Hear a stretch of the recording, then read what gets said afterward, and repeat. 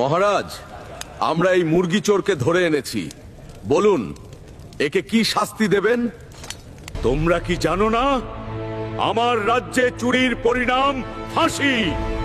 তাকে ফাঁসিতে ঝুলাও। মহারাজ, পেটের দায়ে চুরি করেছি। সামান্য এই মুরগি চুরির দায়ে আমাকে ফাঁসি দেবেন না মহারাজ। নো! আমার রাজ্যে চুরি করলে তাকে ফাঁসিতে ঝুলতেই হবে, কোনো মাফ নেই। ওকে নিয়ে যাও, ফাঁসির আয়োজন করো। আমাকে এই ফাঁসির হাত থেকে বাঁচতেই হবে, কিছু একটা করতে হবে। বলো, মৃত্যুর আগে তোমার শেষ ইচ্ছা কি? মহারাজ, আমার কাছে এমন একটা গাছের বীজ আছে যে গাছটা মনের সব ইচ্ছা পূরণ করতে পারে। আমি আপনার জন্য এই গাছটা রোপণ করে দিয়ে যেতে চাই। কি বলো? মনের সব ইচ্ছা পূরণ হবে? তাইলে তো ভালো। চারা রোপণ করতে কতদিন লাগবে? কমপক্ষে 7 দিন লাগবে মহারাজ। ঠিক আছে, তাহলে চারা রোপণের পরেই ফাঁসি দেওয়া হবে। বলো, তোমার চারা রোপণ কত দূর? তোমার দেওয়া 7 দিন শেষ। মহারাজ, সবকিছু রেডি। এখন শুধু গাছটি লাগিয়ে দিলেই কাজ শেষ। তাহলে দেরি কিসের? গাছ লাগিয়ে দাও। মহারাজ, এই গাছ আমি লাগালে হবে না। কেন?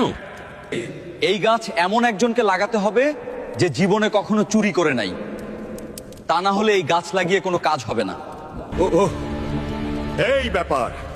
সেনাপতি, আমার রাজ্যের সকল মন্ত্রীদের ডেকে পাঠাও। তুমি আমার রাজ্যের একজন সৎ অর্থমন্ত্রী। যাও, গিয়ে তুমি গাছটি লাগাও। মহারাজ, আপনার রাজ্যের অর্থের দায়িত্ব পালন করতে গিয়ে 2-1 পয়সা এদিক সেদিক হয়ে যায়। এই জন্য আমি চাচ্ছি না গাছটা লাগাতে। খাদ্যমন্ত্রী অনেক সৎ একজন মানুষ, গাছটা সেই লাগাক মহারাজ। না না মহারাজ, আমিও গাছ লাগাতে পারবো না। এই পুরো রাজ্যের খাদ্যের দায়িত্ব পালন করতে গিয়ে আমারও একটু এদিক সেদিক হয়েছে। আমাকেও ক্ষমা করবেন মহারাজ। এত মহা মুশকিলে পড়লাম রে বাবা। আমার রাজ্যের মন্ত্রীদের এই অবস্থা তাহলে। মহারাজ, এখন তাহলে এই গাছ লাগাবে কে?